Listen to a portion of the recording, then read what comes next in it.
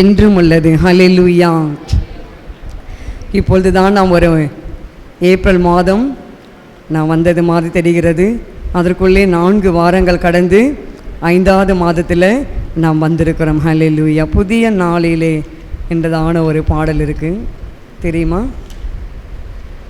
ஹல்லேலூயா.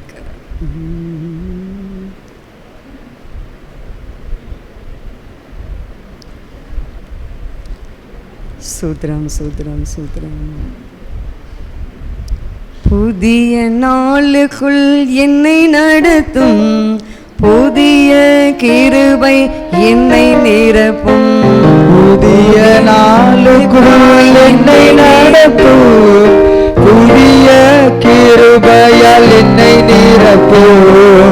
புதிய கிருபை தாரும் தேவா, புது பலனை தாரும் தேவா, புது கிருபை தாரும் தேவா, புது பலனை தாரும் தேவா.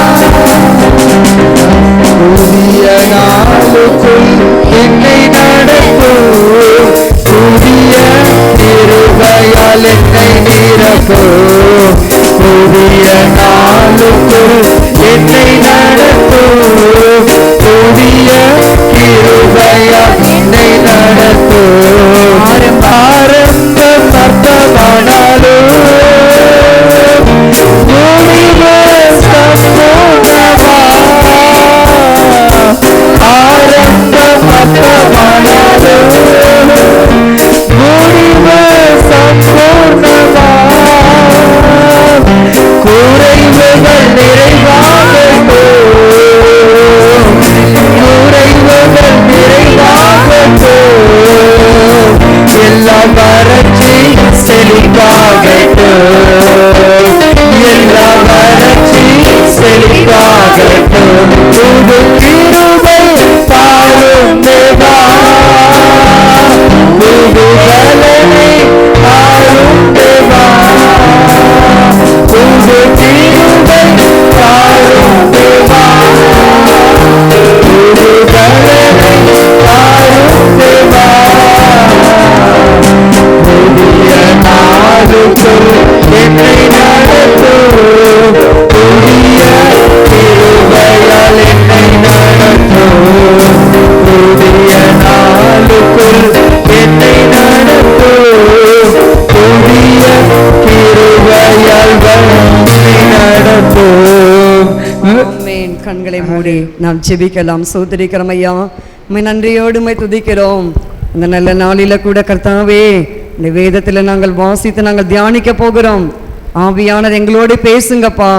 எங்கள் வாழ்க்கையில் இதுவரைக்கும் குறைவுகள் வந்தாலும் அந்த குறைவுகளை எல்லாம் கர்த்தர் நிறைவாக்கினீர். எங்கள் கர்த்தாவை வறட்சி எல்லாம் செழிப்பாக மாற்றினீர். இந்த புதிய மாதத்தில் கர்த்தர் அப்படியாக நீங்கள் மாற்றுவீர் நாங்கள் விசுவாசிக்கிறோம். காத்துக்கொள்ளுங்க, பலப்படுத்துங்க. துதிக நமகிமையெல்லாம் உமக்கே செலுத்துகிறேன் இயேசுவின் நாமத்தில் பிதாவே, ஆமேன். நாம் இந்த நேரத்தில் கூட தியானத்திற்காக எடுத்துக்கொள்ளப்பட்ட வேத பகுதி 1 கொரிந்தியர் புஸ்தகம் 13ஆம் அதிகாரம் 10ஆம் வசனத்தை நாம் வாசிக்கலாம். 1 கொரிந்தியர் 13:10. நிறைவானது வரும்போது குறைவானது ஒழிந்து போம். ஆமேன். இன்னொருத்தர் வாசிங்க. நிறைவானது வரும்போது குறைவானது ஒழிந்து போம். ஆமேன். நிறைவானது வரும்போது என்ன செய்யுமா? குறைவானது ஒழிந்து போகும். அப்போ நிறைவானது என்றால் என்ன என்றால், இயேசு தான் நிறைவானவர். நம் வாழ்க்கையில் இயேசு கிறிஸ்து நிறைவாக இருக்கும் பொழுது, அவர் வரும் பொழுது, நம் வாழ்க்கையில் வரும் பொழுது, நம் வாழ்க்கையில் இருக்கிற குறைவுகளெல்லாம் என்ன செய்யும் சொல்லுங்கள்? ஒழிந்து போம். ஹல்லேலூயா சொல்லலாமா? ஆமேன். அடுத்தபடியாக நாம் வாசிக்கிறோம், வாசிங்கள். 1 ராஜாக்கள் 17ஆம் அதிகாரம் 10-16 வரை. சாரிபாத் என்றதான விதவை வீட்டில் ஒரு குறைவு வந்தது. அந்த குறைவை நிறைவேற்றுவதற்காக எலியா என்ற ஒரு தீர்க்கதரிசியை கர்த்தர் அனுப்பினார். அப்படியே அவன் எழுந்து சாரிபாத்துக்கு போனான். அந்த பட்டணத்தின் ஒலிமுக வாசலுக்கு அவன் வந்தபோது அங்கே ஒரு விதவை விறகு பொறுக்கி கொண்டிருந்தாள். அவன் அவளை பார்த்து கூப்பிட்டு, நான் குடிக்கிறதற்கு கொஞ்சம் தண்ணீர் ஒரு பாத்திரத்தில் எனக்கு கொண்டு வா என்றான். கொண்டு வர அவள் போகிற போது அவளை நோக்கி கூப்பிட்டு, கொஞ்சம் அப்பமும் உன் கையிலே எனக்கு கொண்டு வா என்றான். அதற்கு அவள், பானையில் ஒரு பிடி மாவும் கலயத்தில் கொஞ்சம் எண்ணெயும் அல்லாமல் என்னிடத்தில் ஒரு அடையும் இல்லை என்று உம்முடைய தேவனாகிய கர்த்தருடைய ஜீவனை கொண்டு சொல்கிறேன். இதோ நானும் என் குமாரனும் சாப்பிட்டு செத்துப்போக அதை எனக்கும் அவனுக்கும் ஆயத்தப்படுத்துகிறதற்கு 2 விறகு பொறுக்குகிறேன் என்றான். அப்பொழுது எலியா அவளை பார்த்து, பயப்படாதே, நீ போய் உன் வார்த்தையின்படி ஆயத்தப்படுத்து. ஆனாலும் முதல் அதிலே எனக்கு ஒரு சிறிய அடையை பண்ணி என்னிடத்தில் கொண்டு வா, பின்பு உனக்கும் உன் குமாரனுக்கும் பண்ணலாம். போதும். இந்த இடத்தில் நமக்கு எல்லாருக்கும் தெரிந்த ஒரு சத்தியம், சாரிபாத் என்றதான ஒரு ஊரில் ஒரு விதவை, ஒரே மகன். அந்த ஊரில் பயங்கர பஞ்சம். அந்த பஞ்சம் வந்தபடினால அந்த தாய் என்ன செய்கிறார்கள், விறகு பொறுக்கி இருக்கிற கொஞ்சம் மாவில் அதை அப்பம் செய்து அதை சாப்பிட்டு மரிக்கலாம் என்று இருக்கிறார்கள். ஆனால் நம்முடைய தேவன் பாருங்கள், அதுதான் நிறைவானவர். நிறைவானவர் இயேசு அந்த வாழ்க்கையில் குறுக்கிட்டு அந்த மரணக்கட்டை கர்த்தர் உடைக்கிறாரு, அந்த பஞ்சத்தை கர்த்தர் நீக்கி போடுகிறாரு. இன்றைக்கு நம் வாழ்க்கையில் பஞ்சம் இருக்குங்களா, பற்றாக்குறை இருக்குங்களா, மரணக்கட்டுகள் என சுற்றி கொண்டு இருக்கிறது. அந்த மரணக்கட்டிலேருந்து நான் எப்படி வெளியே வரப்போகிறேன், எனக்கு பயமாக இருக்குது, எனக்கு மந்திரம் பண்ணிட்டாங்க, எனக்கு சூனியம் பண்ணிட்டாங்க அப்படின்னு இருக்குமா? இயேசு இந்த காலை வேளையில் அந்த குறைகளை எல்லாம் நிறைவாக்கும்படியாக நம்ம கடந்து வந்திருக்கிறாரு. ஹல்லேலூயா. சாரிபாத் அந்த விதவை வீட்டில் பாருங்கள், பஞ்சம், ஒன்றுமே அடுத்த வேலைக்கு ஒன்றுமே கிடையாது, அதை சாப்பிட்டு அவங்க சாகணும். அப்போ தான் அந்த எலியா என்ற தீர்க்கதரிசியை கர்த்தர் அந்த ஊருக்கு அனுப்புகிறாரு. எலியா என்றால் இயேசுக்கு நிழலாட்டமாக இருக்கிறது. இன்றைக்கு நம் வாழ்க்கையில் பஞ்சம் இருக்கும் பொழுது இயேசு நம் குடும்பத்தில் வரும்போது அந்த பஞ்சங்களை கர்த்தர் என்ன செய்வார் சொல்லுங்க, செழிப்பாக மாற்றிடுவார். குறைகளை கர்த்தர் நிறைவாக மாற்றுவார். எப்போ சொல்லுங்க, இயேசு நம் வாழ்க்கையில் வரும் பொழுது. அதனால தான் சங்கீதம் 34 என்ன வாசிக்கிறோம், வாசிங்கள். சங்கீதம் 34:8 வாசிங்க. சிங்கக்குட்டிகள் தாழ்ச்சழிந்து பட்டினியாய் கிடக்கும், கர்த்தரை தேடுகிறவர்களுக்கோ ஒரு நன்மையும் குறைபடாது. அப்ப கர்த்தரை தேடுகிறவர்களுக்கோ ஒரு நன்மையும் குறைபடாது. 8ஆம் வசனம் வாசிங்க, 9ஆம் வசனம். ஆமென். குறைவு இல்லை. யாருக்கு குறைவில்லை? கர்த்தருக்கு பயந்தவர்களுக்கு குறைவில்லை. யாருக்கு குறைவில்லை? கர்த்தரை தேடுகிறவர்களுக்கு குறைவில்லை. சும்மா அப்படியே வந்துட்டு போயிட்டா மாத்திரம் கிடையாது. என்ன சொல்றீங்க? கிறிஸ்தவம் அப்படின்னா என்ன? இயேசுவை ஆழமாய் நம்ம ஏற்றுக்கொள்ளணும், தினந்தோறும் வேதம் வாசிக்கணும், தினந்தோறும் ஜெபிக்கணும். நம்ம 3 வேளை சாப்பிட்றோம் தானே, 2 வேளை தேநீர் குடிக்கிறோம் தானே. இடையில கூட நம்ம 11 மணிக்கு நம்ம குடிச்சிடுறோம். நான் குடிக்கிறேன், எனக்கு அந்த மாதிரி குடிச்சு பழக்கம் ஆயிடுச்சு.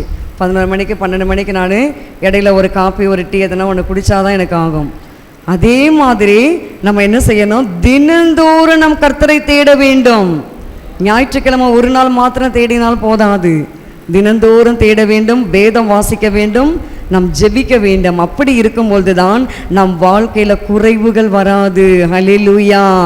இந்த சாரிபாத் என்ற விதவை தினந்தோறும் கர்த்தரை தேடின ஒரு தாயாராக இருந்திருப்பார் என்று நான் நினைக்கிறேன். அதனால தான் எலியாவை கர்த்தர் அங்கே அனுப்பியிருக்காரு. இன்றைக்கி நீங்களும் நானும் தினந்தோறும் கர்த்தரை தேடும் பொழுது நம் குடும்பத்தில் இருக்கிற பிரச்சனைகள், நம் குடும்பத்தில் இருக்கிற போராட்டங்கள், நம் குடும்பத்தில் இருக்கிற பஞ்சங்கள், வறட்சி, பற்றாக்குறை இவைகள் எல்லாம் நீங்க வேண்டுமானால் ஊழியராகிய நம்முடைய மேய்ப்பரை கர்த்தர் அனுப்புவார். அல்லேலூயா சொல்லலாமா? எத்தனையோ பேருக்கு நான் அவங்களுக்கு தேவை இருக்குன்னு நினச்சேன், நான் எடுத்து நான் கொடுப்பேன். எத்தனை பேர் எங்கிட்ட நீங்கள் அந்த ஆசீர்வாதத்தை பெற்றுக்கொண்டிருக்கிறீங்க இல்லை? ஆமாம், அவங்களுக்கு தேவை இருக்குன்னா ஏழைக்கு தெரியும். அதனால் நான் என்ன செய்வேன், நானே எடுத்து கொடுப்பேன். ஏன்னா மேய்ப்பருக்கு தெரியும், இயேசுவுக்கு தெரியும். எலியா பாருங்க, எலியாவுக்கு அந்த சாரிபாத் என்ற விதவை அந்த அம்மா கஷ்டப்பட்டு மரிக்க போகிறாங்கன்னு தெரிந்தபடினால தான் தேவன் எலியாவை அந்த ஊருக்கு நடத்துகிறாரு. இன்றைக்கு நம் வாழ்க்கையில் கூட குறைவுகள் இருக்குது என்று சொன்னால் தேவன் உங்கள் வாழ்க்கையில் அந்த குறைவுகளை நிறைவாக்கும்படி கர்த்தர் உங்களை நடத்துவார். அநேக ஆண்டுக்கு முன்னதாக நம் திருச்சபையில் ஒரு சகோதரி ஒன்று சொன்ன ஒரு சாட்சி. அவங்க பிள்ளைங்க வந்து படிச்சிட்ருக்காங்க. படிச்சுட்டு இருக்கும்போது நம் திருச்சபையில் வருகிற இன்னொரு சகோதரி அப்போ அவங்கக்கிட்ட கற்று சொன்னாராம், சிஸ்டர் உங்கள் பொண்ணு ஃபீஸ் கட்டுறதுக்கோ எதுக்கோ தெரியல, இந்த பணத்தை கொடுக்கும்படி என்கிட்ட கர்த்தர் பேசினாரு.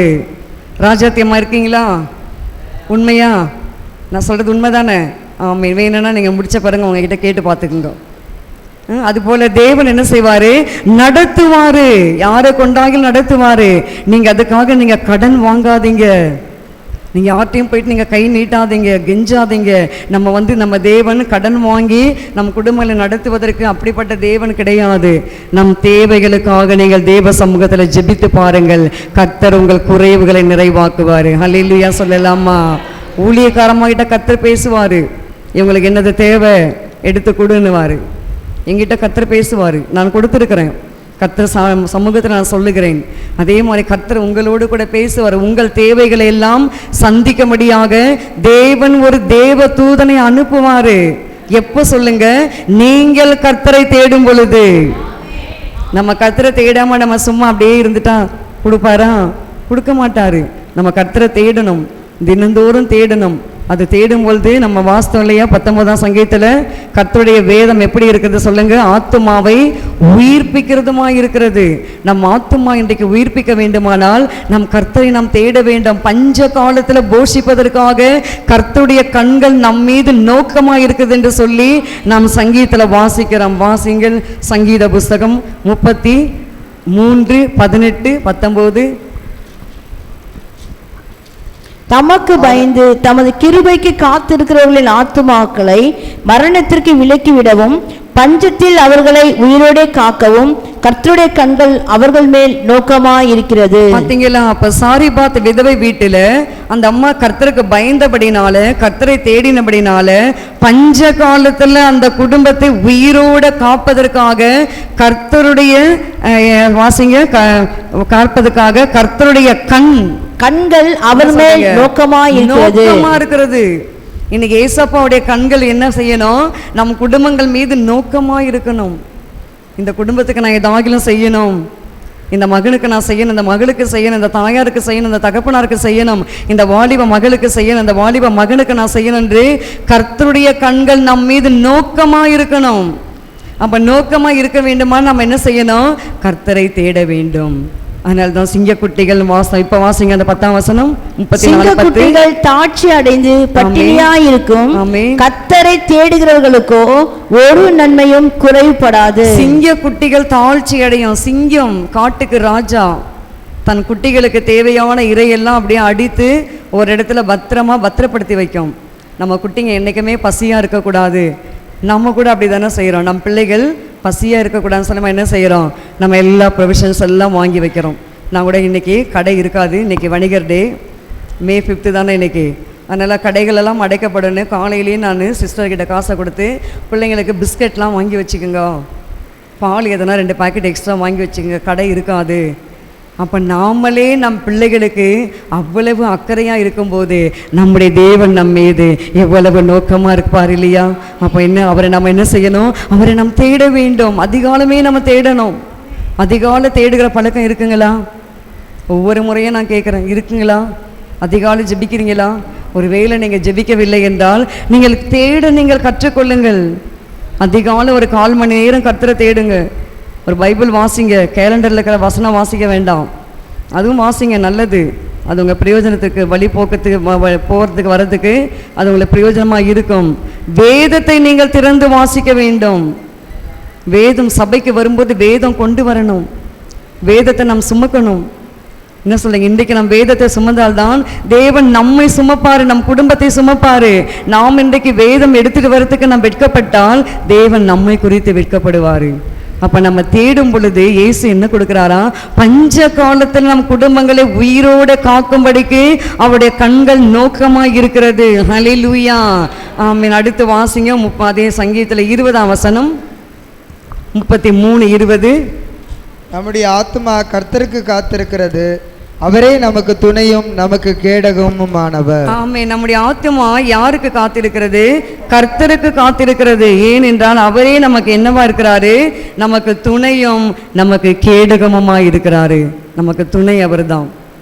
அம்மா பாடினாங்கல்ல, என்ன பண்ணாங்க? நெருக்கத்திலே என் துணையா நீரேல. உண்மையானது. நெருக்கத்தில் நமக்கு தேவன் எப்படி இருக்கார் சொல்லுங்க?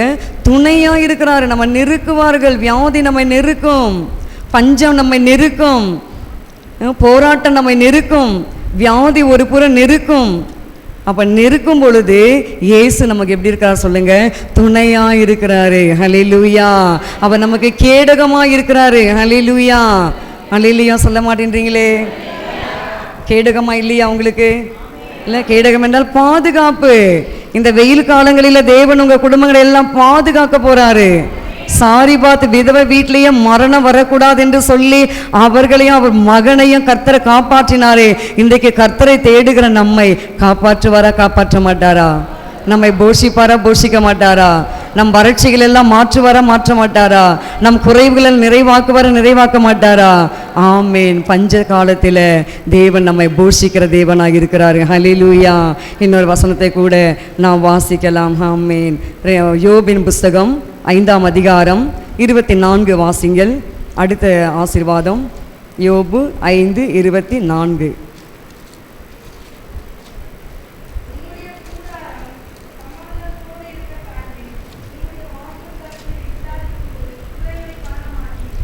ஆமென். வாசிங்க. உம்முடைய கூடாரம் சமாதானத்தோடு இருக்க காண்பீர். உம்முடைய வாசஸ்தலத்தை விசாரிக்கும் போது குறைவை காண மாட்டீர். நம்முடைய கூடாரம் எப்படி இருக்க வேண்டும் சொல்லுங்கள்? சமாதானத்தோடு இருக்க வேண்டும். நம் குடும்பம் சமாதானமா இருக்க வேண்டும். நம் பிள்ளைகளினால் நம்ம சமாதானம் கெடக்கூடாது. நம் உறவினர்களால் நம்ம சமாதானம் கெடக்கூடாது.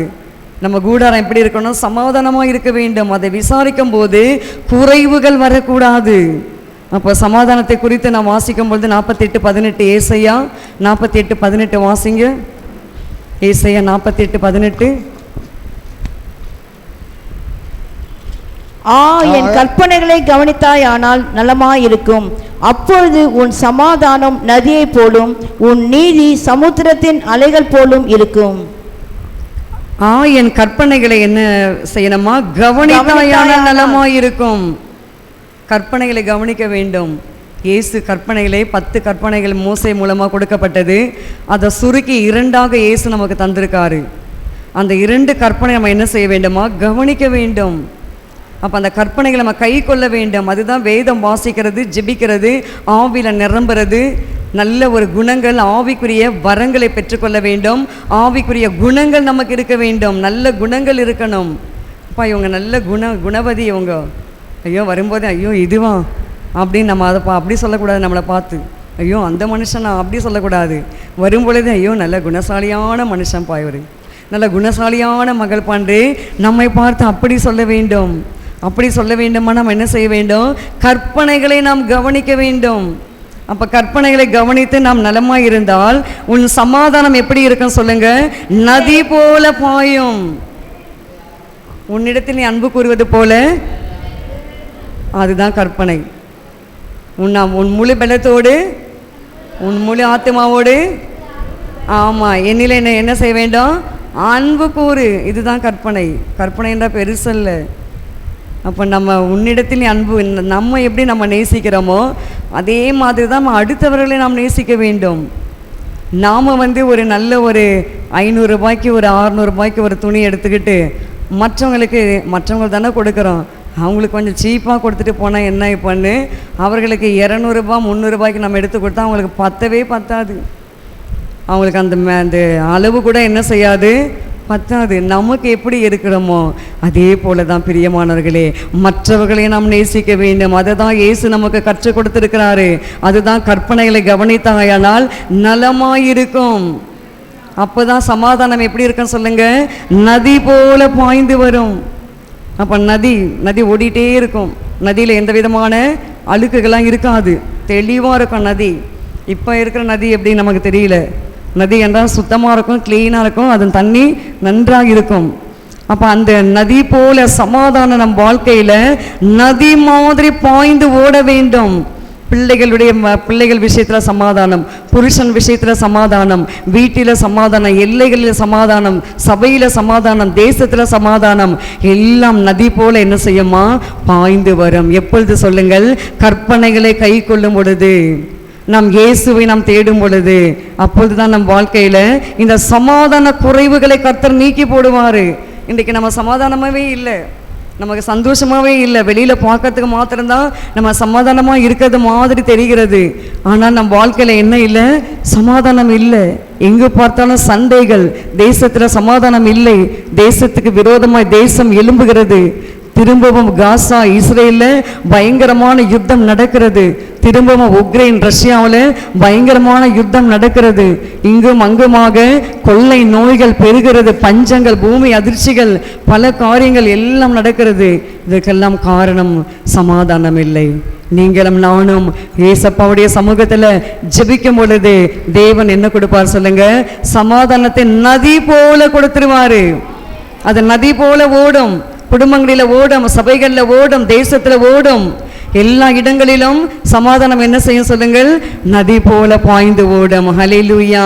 அடுத்து வாசிக்கலாம் சங்கீதம் 29:11.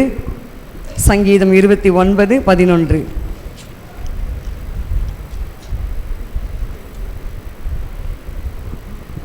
கர்த்தர் தமது ஜனத்திற்கு பலன் கொடுப்பார்.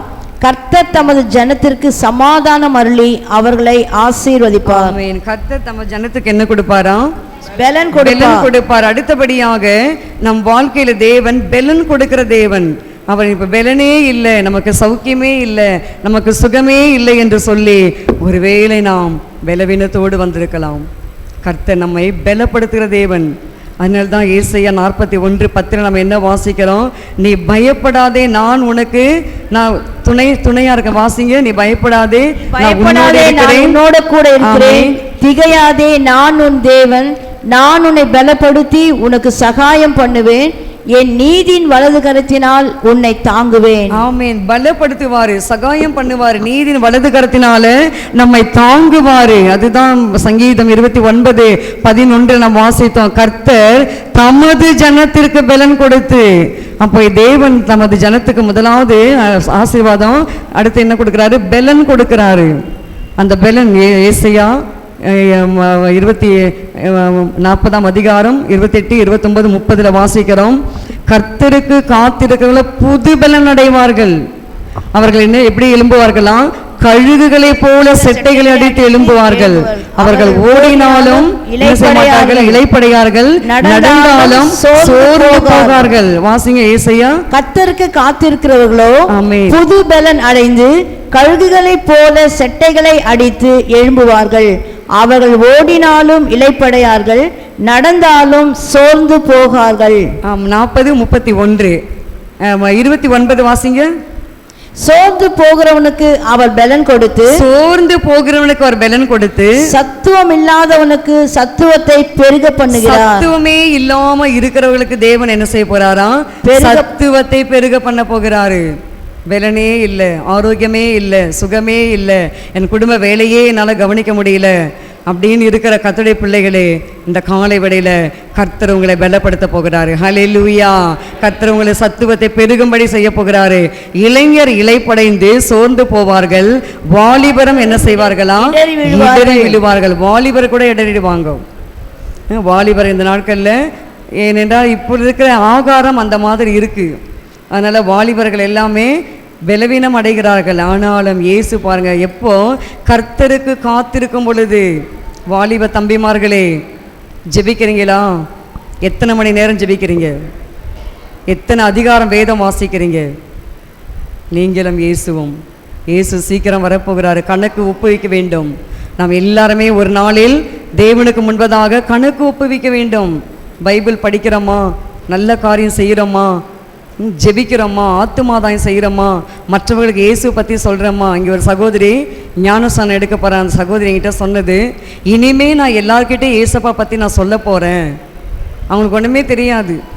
அவங்க பாரம்பரிய சபைக்கு சும்மா அவங்க வீட்டுக்காரோட எப்பயாவது ஒரு டைம் போயிட்டு தான் வருவாங்க, அவ்வளோதான். ஆனால் அவங்களுக்குள்ளே பாருங்கள், அதுதான் சமாரியா ஸ்திரீ கூட பாருங்க, இயேசுவை ஏற்றுக்கொண்ட உடனே அவங்க செய்த காரியம் அப்படிதான். உடனே அவங்க என்ன பண்ணிட்டாங்க, அந்த குடத்தை வச்சுட்டு என் வாழ்க்கையில் நடந்த காரியங்கள் எல்லாம் ஒருத்தர் எடுத்து சொல்லிட்டாரு, அவர் கிறிஸ்து தானா வந்து பாருங்கள். என்னது, அவர் கிறிஸ்து தானா வந்து பாருங்கள். ஒரே முறை தான் சமாரியாசிரியை அவர் அந்த ஒரு நாள் தான் சந்திச்சார் ஏசப்பா.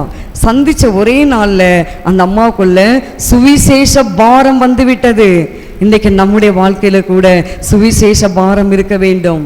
வாலிப தம்பிமார்கள் மணிக்கணக்காக நீங்கள் ஜெபிக்க வேண்டும். தேவ சமூகத்தில் நீங்கள் முழங்கால் படியிட்டு நீங்கள் ஆவியில நிரம்பி ஜெபிக்க வேண்டும்.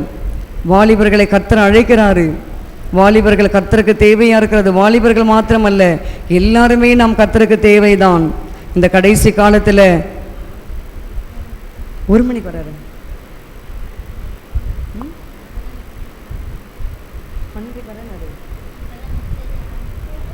அப்போ வாலிப தம்பிமார்கள் நம்ம என்ன செய்யணும், நீங்கள் கர்த்தருக்காக நீங்கள் ஜெபிக்க வேண்டும், வேதம் வாசிக்க வேண்டும், கர்த்தருடைய சமூகத்தில் நாம் காத்திருக்க வேண்டும். எனக்கு நேரமே இல்லைங்க ஆண்டி, எனக்கு நேரமே இல்லை, நான் என்ன செய்கிறது, நான் காலையில் எழும்பி நான் ஓடுறேன் வரேன், நான் பைக்கில் போகிறேன், பஸ்ஸில் போகிறேன், ட்ரெயினில் போகிறேன், எனக்கு எப்படி நான் என்ன செய்வது ஏது செய்வது. பரவாயில்லை, நீங்கள் என்ன செய்யலாம், ஏதோ ஒரு நேரம் எடுத்துக்கொள்ளுங்கள். ஏதோ ஒரு நேரம் எடுத்து இயேசுக்காக நீங்கள் இந்த நேரத்தை ஒதுக்க வேண்டும். நீங்கள் தேவனுக்காக நீங்கள் ஜெபிக்கணும். தேவ சமூகம், அப்போ தான் நம்ம கிறிஸ்தவர்கள் என்று நம்மை குறித்து மற்றவர்கள் சொல்லுவார்கள். அப்பொழுது தான் நமக்கு பெலன் வரும். இல்லைன்னா பெலன் வராது. எப்படி பெலன் வரும்? நம்முடைய ஆத்மாவில் எப்படி பெலன் வரும் சொல்லுங்க? கர்த்தருக்கு காத்திருக்கும் போது. அப்போ புது பலன் அடைந்து அடுத்து 30 வாசிங்க. இளைஞர் இளைப்படைந்து சோர்ந்து போவார்கள், வாலிபரும் இடறி விழுவார்கள். கர்த்தருக்கு காத்திருக்கிறவர்களோ புது பலன் அடைந்து கழுகுகளைப் போல செட்டைகளை அடித்து எழும்புவார்கள். ஆமா, கழுகுகளைப் போல செட்டைகள் அடித்து எழும்பும்படியாக தேவன் நமக்கு புதிய பலனை கொடுப்பாரு. ஹல்லேலூயா சொல்லலாமா? ஹல்லேலூயா சொல்லலாமா? ஆமென். கர்த்தர் நல்லவர், அவர் கிருபை என்றும் உள்ளது. கர்த்தர் நல்லவர், அவர் கிருபை என்றும் உள்ளது. ஆமென். வாசிக்கலாம், வாசிங்க. சங்கீதம் 147:14. அவர் என் எல்லைகளை சமாதானம் உள்ளவர்களாக்கி உச்சிதமான கோதுமையினால் உன்னை திருப்தியாக்குவார். ஆமென். அடுத்தபடியாக அவர் என்ன செய்ய போறாரு? வாசிங்க. அவர் உன் எல்லைகளை சமாதானம் உள்ளவர்களாக்கி உச்சிதமான கோதுமையினால் உன்னை திருப்தியாக்குகிறார். அப்ப எல்லைகளை சமாதானம் உள்ளவைகளாக்கி உச்சிதமான கோதுமையினால் நம்மை திருப்தியாக்குறார். நம்ம எல்லைகள், நம்முடைய பார்டர், நாம் வசிக்கிற எல்லை சென்னை பட்டணம், நீங்கள் வசிக்கிற தொகுதி வில்லிவாக்கம், அடுத்து ரெட்டேரி, இது போல் பெரம்பூர், இப்படி ஒவ்வொருக்கும் ஒவ்வொரு எல்லை இருக்கும், பார்டர் இருக்கும். அந்த எல்லைகளை கர்த்தர் என்ன செய்ய போறார் சொல்லுங்க? சமாதானம் உள்ளவர்களாக மாற்ற போகிறாரு. நம் வீட்டை கர்த்தர் சமாதானமாக மாற்றுவாரு. நம் வீட்டுக்கு நீங்க இனிமே ஒரு போர்டு போட்டுக்குங்க. என்ன போட்டுக்க போறீங்க? வீட்டுக்கு போர்டு சொல்லுங்க. பீஸ் ஆஃப் ஹவுஸ், இல்லை பென்ஸ் ஆஃப் வாசிக்கிறோம் இல்லையா, சமாதான காரணர். அதே மாதிரி நம்முடைய வீடு சமாதானமுடையாக இருக்க வேண்டும். அந்த எல்லையில் எங்கேயும் சண்டை சச்சரவு வரக்கூடாது, போராட்டங்கள் வரக்கூடாது. அப்படி போராட்டங்கள் வராமல் இருக்க வேண்டுமானால் அந்த பகுதியில் வசிக்கிற நாம் ஜெபிக்க வேண்டும். அப்போ நாம் ஜெபிக்கும் பொழுது நிச்சயமாக நம் மூலமாக அந்த பட்டணம் காக்கப்படும். நம் மூலமாக அந்த ஏரியா சமாதானமாக இருக்கும். நம் மூலமாக அந்த காரியங்கள் எல்லாம் எப்படி இருக்கும்? சமாதானமாக இருக்கும். கிறிஸ்தவர்கள் இவங்க பாடுறதே இல்லை, இவங்க ஜெபிக்கிறதே இல்லைன்னு புறஜாதியாக நம்மை குறித்து சொல்லக்கூடாது. ஆதி காலத்தில் அந்த கேட்டு இருக்கு பாருங்க, ஃப்ரண்ட்டில் அந்த கேட்டு சின்ன கேட்டு தான், இப்போ தான் பெருசாக இருக்குது. அந்த சின்ன கேட்டில் தான் இருக்கும். கடைசியாக ஒரு கிணறு இருக்கும். அந்த கிணத்துக்கு ஆப்போசிட்டில் ஐயாக்கும் ஆண்டிக்கும் ஒரு சின்ன வீடு இருக்கும். இதெல்லாம் கூரையினால் அமைக்கப்பட்ட திருச்சபை இருக்கும். அந்த சின்ன வீட்டில் தான் ஐயாவும் ஆண்டியும் வாழ்ந்து கொண்டு வந்தார்கள். அப்பொழுது ஆரம்பத்தில் அவங்க பாட்டு 5 மணி 4 மணிக்கு அவங்க ஃபேமிலி ப்ரேயர் பண்ணும்போது சத்தமாக ஆண்டி பாடுவாங்க. உங்களுக்கு தான் தெரியும்ல, ஆண்டி பாட்டு எடுத்தாங்கன்னா நிகரே இல்லை, அந்த பாட்டை எடுத்தாங்கன்னா சும்மா சவுண்டாக பாடுவாங்க. நல்ல ஒரு போல்டு வாய்ஸ் ஆண்டிக்கு. அப்போ மைக் இல்லாமல் 2 பேரும் அவர்கள் பாடுவார்களாம். பாடும் பொழுதே இந்த ஊரில் உள்ள மக்கள் சொன்ன ஒரு சாட்சி, TM சௌந்தரராஜன், P. சுசீலா பாடுகிறார்கள். இன்றைக்கு நம்மை குறித்து உலகம் சொல்லுகிறதா? நம்ம பாடுறோமா, இல்லை சண்டை போடுறோமா, இல்லை ஜீ தமிழ் ஓடுதா, இல்லை சீரியல் ஓடிட்டுருக்கா, இல்லை சினிமா ஓடிட்டுருக்கா? அஜய்ன்றீங்க, விஜய்ன்றீங்க, என்ன கருமமும் தெரியாது நமக்கு. அந்த பேரெல்லாம் கூட நீங்கள் சொல்லக்கூடாது. அந்த நடிகரெல்லாம் நீங்கள் என்ன செய்யக்கூடாது? பார்க்கக்கூடாது. நம் எப்படி இருக்க வேண்டும்? நம் எல்லைகள் எப்படி இருக்கணும் சொல்லுங்க? சமாதானம் உள்ளவர்களாக இருக்க வேண்டும். பாடுகிற வீடாக இருக்கணும், ஜெபிக்கிற வீடாக இருக்கணும், நன்மை செய்கிற வீடாக இருக்கணும். இருக்கா? நம்ம வீடு பாடுகிற வீடாக இருக்கா? ஒரு வேளை நாங்கள் வாடகை வீட்டில் இருக்கோம், நாங்கள் எப்படி பாடுறதுன்னு கேட்குறீங்களா? எல்லா கதவையும் சாத்திடுங்க. எல்லா கதவையும் சாத்திட்டு நீங்கள் பாடுங்க. உங்களுக்கு தெரிந்த ராகத்தில் பாடுங்க. ரிச்சர்ட் உம்ப்ரெட் என்றதான ஒரு மனிதன், உங்களுக்கு நிறைய டைம் நான் சொல்லியிருக்கேன். அவர் சிறையில் போட்ட போது அவர் எப்படி தேவனை ஆராதித்து பாடினார் தெரியுமா? இந்த 2 கரங்களையும் இப்படி என்ன சத்தம் கேட்டால் அந்த சிறைச்சாலை அதிகாரி வந்து அவரை மீண்டும் அடிப்பார். அதற்காக இந்த கையை வந்து இப்படி மடக்கி கொண்டு இப்படியாக கையை தட்டி அவர் பாட்டை பாடியிருக்காரு. இன்றைக்கு நமக்கு நல்ல கர்த்தர் சுதந்திரத்தை கொடுத்திருக்கிறாரு. நமக்கு திறந்த வாசலை கர்த்தர் கொடுத்திருக்கிறாரு. நாம் என்ன செய்ய வேண்டும் சொல்லுங்கள்? கர்த்தரை நாம் பாடி துதிக்க வேண்டும். ஹல்லேலூயா. அப்படி நீங்க செய்யும் பொழுது நம்முடைய கூடாரம் எப்படி இருக்கும் சொல்லுங்க? சமாதானமாய் இருக்கும். நம் எல்லைகளிலே உச்சிதமான கோதுமையினால கர்த்தர் நம்மை நிரப்புவாரு. நம் வீடுகளில் நல்ல தரமான பொருட்கள் கிடைக்கும். எப்போ கிடைக்கும்? இயேசுவை மகிமைப்படுத்தும் போது. ஹல்லேலூயா சொல்லலாமா? ஃபேமிலி ப்ரேயர் நீங்கள் ஸ்டார்ட் பண்ணுங்க. காலையில் பண்ண உங்களுக்கு நேரம் இல்லை என்றால் சாயங்காலமாக நீங்கள் பண்ண வேண்டும். ஏதோ ஒரு நேரத்தை நம்ம என்ன செய்யணும்? Family prayer. எல்லாரும் வரணும். பிள்ளைங்க 2 பேர் இருந்தால் 2 பேர் உட்காரணும், ஒருத்தர் இருந்தால் ஒருத்தர் உட்காரணும். பாட்டு உங்களுக்கு தெரிந்த பாட்டை பாடுங்க, தெரிந்த வசனத்தை இங்கே தியானிங்க, ஒரு அதிகாரம் வாசிங்க.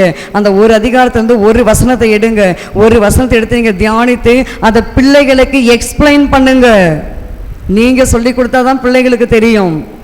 இல்லைன்னா பிள்ளைகள் இப்படி தெரியும்ல, ஞாயிற்றுக்கிழமை வருகிறார்கள் சரி, அவங்க கேட்கிறார்கள் சரி, மற்ற நேரத்தில் நம் பிள்ளைகளுக்கு நாம் என்ன செய்ய வேண்டும்? கற்பனைகளை நாம் போதிக்க வேண்டும். நம் எல்லைகள் சமாதானமாக இருக்க வேண்டுமானால் நாம் இதை செய்ய வேண்டும் பிரியமானவர்களே. ஹல்லேலூயா சொல்லலாமா? அப்படி நாம் செய்யும்போது நம் எல்லைகளில் தேவன் சமாதானத்தை கொடுத்து உச்சிதமான கோதுமையினால கர்த்தர் நிரப்புவார். எபேசியர் 1ஆம் அதிகாரம் 23ஆம் வசனத்தை நாம் வாசிக்கலாம். எபேசியர் 1:23. எல்லாவற்றையும் எல்லாவற்றாலும் நிரப்புகிறவருடைய நிறைவாகிய சரீரமான சபைக்கு அவரை எல்லாவற்றிற்கும் மேலான தலையாக தந்தள்ளினார். ஆமென். எல்லாவற்றையும் நிரப்புகிறவர் யாரு சொல்லுங்க? இயேசு. இயேசு எல்லாவற்றையும் என்ன செய்வாரா? எல்லாவற்றாலும் நிரப்புவாரு. உங்களுக்கு சுகம் கொடுப்பாரு, பலன் கொடுப்பாரு, சௌக்கியம் கொடுப்பாரு, சமாதானம் கொடுப்பாரு, தேவைகளை கர்த்தர் சந்திப்பாரு. உங்கள் குறைவுகள் மத்தியில் அவர் ஓடி வந்து எல்லாவற்றையும் கர்த்தர் கொடுத்து ஆசீர்வதிப்பார். அவர் நிரப்புகிற தேவன், அவர் நன்மை செய்கிற தேவன், அவர் சமாதானத்தை கொடுத்து நம்மை ஆசீர்வதிக்கிற தேவன். சீஷர்கள் வாழ்க்கையில ஒரு குறைவு வந்தது. சீமோன் பேதுரு வாழ்க்கையில ஒரு குறைவு வந்தது. அப்பொழுது ஒரு பற்றாக்குறை, அவர் கையின் பிரயாசத்தில் ஒரு குறைவு வந்தது. அப்பொழுது தேவன் அந்த சீமோனுடைய படகை தெரிந்து கொண்டு அந்த படகுல போதகம் பண்ணி அந்த பற்றாக்குறை, அந்த கையின் பிரயாசத்தின் பற்றாக்குறையை கர்த்தர் ஆசீர்வதிக்கிறார். லூக்கா சுவிசேஷம் 5ஆம் அதிகாரம் நான் வாசிக்கலாம். 3ஆம் வசனம் 4ஆம் வசனம் வாசிங்கள். லூக்கா 5ஆம் அதிகாரம் 3, 4. அப்பொழுது அந்த படகுகளில் ஒன்றில் ஏறினார். அது சீமோனுடையதாய் இருந்தது. அதை கரையிலிருந்து சற்றே தள்ளும்படி அவனை கேட்டுக்கொண்டு அந்த படவில் உட்கார்ந்து ஜனங்களுக்கு போதகம் பண்ணினார். அவர் போதகம் பண்ணி முடிந்த பின்பு சீமோனை நோக்கி, ஆழத்திலே தள்ளி கொண்டு போய் மீன் பிடிக்கும்படி உங்கள் வலைகளை போடுங்கள் என்றார்.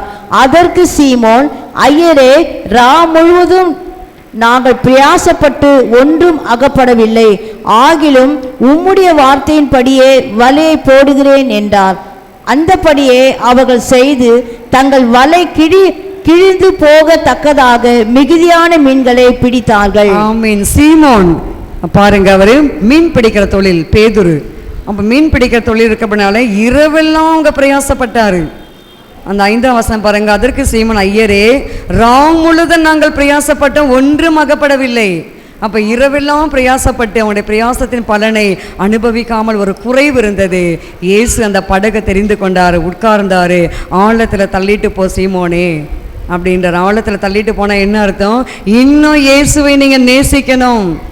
நான் ஒரு அதிகாரம் வாசிக்கணும், இனிமேல் நீங்கள் என்ன செய்யணும்? 2 அதிகாரம் வாசிக்கணும். நீங்கள் அரை மணி நேரம் நீங்கள் ஜெபிக்கிறீங்கன்னா இனிமேல் நீங்கள் என்ன செய்யணும்? 1 மணி நேரம் ஜெபிக்கணும். அதுதான் ஆழத்திலே நீ தள்ளிட்டு போ அப்படின்னு சொல்ற. ஆகிலாம் பாருங்க, ஆகிலும் உம்முடைய வார்த்தையின்படியே வலைய போடுகிறேன். அப்போ ஏசப்பாவுடைய வார்த்தையை நம்ம கீழ்ப்படியும் போது நம் வாழ்க்கையில் கிடைக்கிற ஆசீர்வாதம் பாருங்க. அந்தபடியே அவர்கள் செய்து தங்கள் வலை கிழிந்து போகத்தக்கதாக மிகுதியான மீன்களை பெற்றார்கள். பார்த்தீங்களா, இரவெல்லாம் பிரயாசப்பட்டார் சீமோன். சீமோன் நல்ல மீன் பிடிக்கிற தொழிலில் எக்ஸ்பர்ட். அவர் நல்ல ஒரு திறமசாலி. எந்த சைடில் வலைய போட்டால் எப்படி மீன் அள்ளிக்கிட்டு வரும் நல்லா தெரியும். ஆனாலும் அப்படிப்பட்ட ஒரு சீமோன் வாழ்க்கையில் கூட அவர் கையின் பிரயாசத்தின் பலனில் ஒரு பற்றாக்குறை வந்தது, ஒரு குறைவு வந்தது. அப்பொழுது இயேசு போயிட்டு அந்த இடத்துல அவர் தலையிடுறாரு. ஹல்லேலூயா சொல்லலாமா? இன்றைக்கு உங்கள் கையின் பிரயாசத்தின் பலனில் உங்களுக்கு குறைவுகள் இருக்கிறதா? நான் மாதமெல்லாம் நான் சம்பாரித்தேன், என்ன பிரயோஜனம்? எங்கே போகுதுன்னே தெரியல, எப்படி பண்ணுறதுனே தெரியல, 1 ரூபா கூட எனக்கு மிச்சம் வரல. நான் என்ன பண்ணுறது? இன்னும் எவ்வளோ நான் தேவைகளை சுருக்கி கொள்வது? இன்னும் எவ்வளோ நான் சிக்கனமாக நான் செலவு செய்வது? இன்னும் நான் எவ்வளவு செய்வது என்று சொல்லி நீங்கள் யோசிக்கிறீர்களா? இயேசு உங்கள் வாழ்க்கையில் அவர் வரணுங்க. படவு என்றால் வாழ்க்கை. சீமோன் பேதுரு வாழ்க்கையில் இயேசு வந்தார், போதித்தார். சீமோன் என்ன செஞ்சார்? அவருடைய வார்த்தைக்கு கீழ்ப்படிந்தார். இன்றைக்கு நீங்கள் இயேசுக்கு நீங்கள் வார்த்தைக்கு நீங்கள் கீழ்ப்படுகிறீங்களா? காலமே எலும்புங்கன்னு கர்த்தர் உங்களை சொன்னால் நீங்கள் எழும்பியிருக்கீங்களா? இல்லை இன்னாருக்கு இதை கொடுங்கன்னு சொல்லும்போது என்கிட்ட கர்த்தர் சொன்னார், இந்த மாதம் நீங்கள் நம்புறீங்களோ இல்லையோ எல்லாருக்கும் நான் 2000 1000 என்று நான் எல்லாரும் எடுத்து நான் கொடுத்து விட்டேன். அப்போ மாம்சத்தில் கேட்குது, எல்லாருக்கும் எடுத்து கொடுக்குறேன், நீ என்ன பண்ணுறோம்? பிள்ளைங்களுக்கு ஃபீஸ் கட்டணும். கர்த்தர் பார்த்து கொள்வார், கர்த்தர் செய்வார். நம்ம கவலைப்பட வேண்டிய அவசியம் இல்லை. கர்த்தர் கொடுப்பாரு. கர்த்தர் எந்த பற்றாக்குறையை அவர் நிவர்த்தி செய்வார். இன்றைக்கு நமக்கு இந்த ஆகாரம் கூட ப்ரிப்பேர் பண்ணுவது எல்லாம் இயேசு கொடுக்குறாருங்க, என்கிட்ட கிடையாது, எல்லாம் கர்த்தர் கொடுக்குறாரு. அவர் கொடுக்காதது ஒன்றுமே இல்லை. நம்ம கையின் பிரயாசத்தின் பலனை நாம் சாப்பிட்டு திருப்தி அடைந்து மீதியாக எடுக்க வேண்டுமானால் நம்ம செய்ய வேண்டிய ஒரே ஒரு காரியம் என்ன சொல்லுங்க? கர்த்தருடைய வார்த்தைக்கு நாம் கீழ்ப்படிய வேண்டும். சீமோன் அதை தான் செஞ்சார். அவர் கர்த்தருடைய வார்த்தை கீழ்ப்படிஞ்ச ஆழத்தில் போட்டார், வலது பக்கமாக போட்டார். நம்ம என்ன செய்கிறோம்? இந்த பக்கம் போனேன், வேண்டாம் ஏசப்பா, இங்கே வேணாம், இதெல்லாம் எனக்கு ஆகாது, அப்படி இப்படி ஏதோ நம்ம சொல்கிறோம் இல்லையா? அப்போ இயேசு சொல்கிற வார்த்தையை கீழ்ப்படிஞ்சார் சீமோன். வலை கிழிந்து போகத்தக்கதாக மீன்களை பெற்றுக்கொண்டார். இன்றைக்கு உங்கள் வாழ்க்கையில் கூட நீங்கள் படுகிற அந்த கையின் பிரயாசத்தின் பலனை திருப்தி அடைந்து மீதியாக எடுக்க போகிறீங்க. அது எனக்கு தெரியாது எப்படி எடுப்பீங்க. நீங்களும் இயேசுவோம். நீங்கள் கர்த்தருக்கு உண்மையாக இருக்கணும். நீங்கள் எவ்வளோ கர்த்தங்க உண்மையாக இருக்கீங்களோ அந்த அளவுக்கு கர்த்தர் உங்கள் வாழ்க்கையில் திருப்தியை கொடுப்பாரு. நீங்கள் தசம பாகத்தில் நீங்கள் உண்மையாக இருக்க வேண்டும். நீங்கள் காணிக்கை விஷயத்தில் நீங்கள் உண்மையாக இருக்க வேண்டும். நீங்கள் கர்த்தருடைய விஷயத்தில் நீங்கள் உண்மையாக இருக்கணும். அந்த உண்மைக்கு தக்கதான் கர்த்தர் என்ன செய்வார்? உங்களை ஆசீர்வதிப்பார். ஹல்லேலூயா சொல்லலாமா? சீமோனை கர்த்தர் ஆசீர்வதிச்சாரு. வலை பெரிய வலை கிழிஞ்சி அந்த மீன்கள் வெளியில் கொட்டுற அளவுக்கு கர்த்தர் ஆசீர்வதிச்சாரு. ஹல்லேலூயா சொல்லலாமா? கர்த்தர் நல்லவர், அவர் கிருபை என்றும் உள்ளது. ஆமீன். அதே வாசிங்க, ரூத்தின் புஸ்தகம் 2ஆம் அதிகாரம் 12ஆம் வசனம். ரூத் 2:12.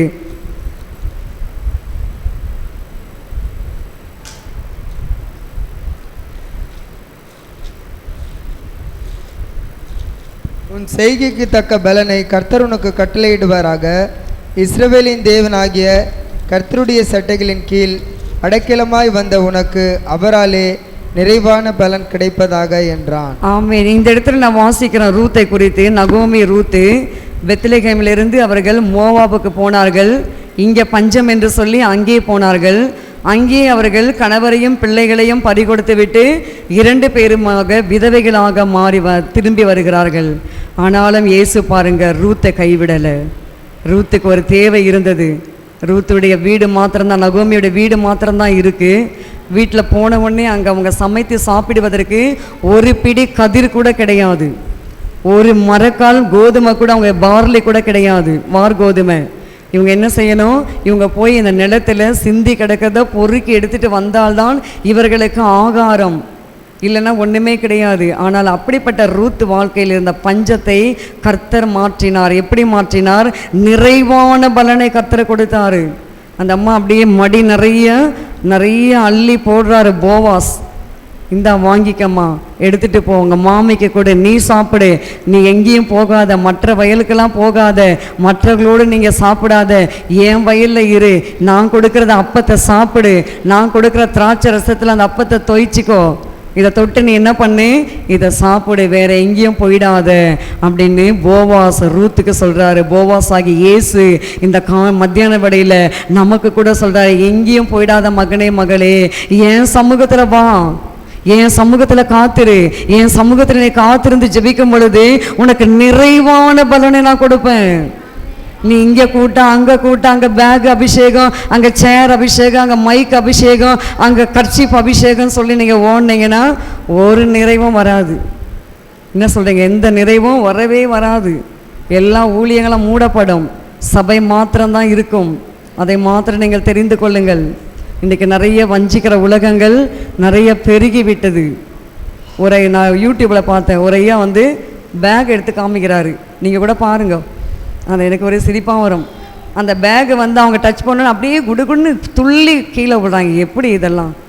ஒரு சேரை கொண்டு வந்து போடுறாங்க, அந்த சேரில் உட்காந்தோடனே அப்படியே ஆடி துள்ளி குதித்து, இன்றைக்கெல்லாம் போகிறானா கூட அந்த பேய் போக மாட்டேங்குது இல்லை. இவங்க சும்மாவே போய் அப்படி உட்காராங்க, அப்படியே விழுறாங்களாம். ஒரு கர்ச்சீப் எடுத்து போனால் அப்படியே விழுறாங்க. என்ன இது? வஞ்சிக்கிற ஆவி இல்லை? யோசித்து பாருங்கள். மற்ற இடத்துக்கு நம்ம என்ன செய்யக்கூடாது? ஓடக்கூடாது. ரூத் அதுதான் போவா சொன்ன, அம்மா நீ மற்ற வயலுக்கு நீ போவாத, நீ என் வயலில் இருந்து என்னோட சாப்பிடு. இன்னைக்கு போவாஸ் ஆகி ஏசப்பா சொல்கிறாரு, மகனே மகளே, நீ மற்ற இடத்துக்கு ஓடிடாத, என்கிட்ட வாமா, நான் சாப்பிட்ற அப்பத்தை உனக்கு கொடுக்குறேன், நான் குடிக்கிற திராட்சை ரசத்தை உனக்கு கொடுக்குறேன், உன் வாழ்க்கையில் நிறைவான பரிசு கொடுக்குறேன், இந்தா வாங்கிக்கோ. இல்லை நிறைவான அப்படி தானே வாசிங்க, குறைவான பரிசா கொடுத்தாரு. வாசிங்கள். உன் செய்கைக்கு தக்க பலனை கர்த்தர் உனக்கு கட்டளையிடுவாராக. இஸ்ரவேலின் தேவனாகிய கர்த்தருடைய சட்டைகளின் கீழ் அடைக்கலமாய் வந்த உனக்கு அவராலே நிறைவான பலன் கிடைப்பதாக என்றார். ஆமே, நிறைவான பலன் இன்றைக்கு நம் வாழ்க்கையில கர்த்தர் கொடுக்க போறாரு. எத்தனை பேர் பெற்றுக்கொள்ள போறீங்க? எத்தனை பேர் ஆயத்தமா இருக்கிறீங்க? உங்க மணி பர்ஸ் எம்டியா இருக்காது, உங்களுடைய களஞ்சியங்கள் எம்டியா இருக்காது. நீங்கள் மற்றவங்களுக்கு எடுத்து கொடுக்குற அளவுக்கு தான் கர்த்தர் வைப்பார். நீங்கள் சமைக்கும் போதே நீங்கள் ஜெபம் பண்ணி சமைங்க, நீங்கள் வாங்கும் போதே ஜெபம் ப்ளஸ் பண்ணுங்கள், எல்லாத்தையும் ப்ளஸ் பண்ணுங்கள். தண்ணியை ப்ளஸ் பண்ணுங்கள், நீங்கள் தண்ணி கூட ப்ளஸ் பண்ணி பாருங்கள். எண்ணெயை ப்ளஸ் பண்ணுங்கள், நீங்கள் கேஸை ப்ளஸ் பண்ணுங்கள், உங்களை எல்லாம் நீங்கள் காய்கறிகள் வெட்டும் பொழுதே ப்ளஸ் பண்ணுங்கள். நான் கூட அப்படி தான் செய்வேன்.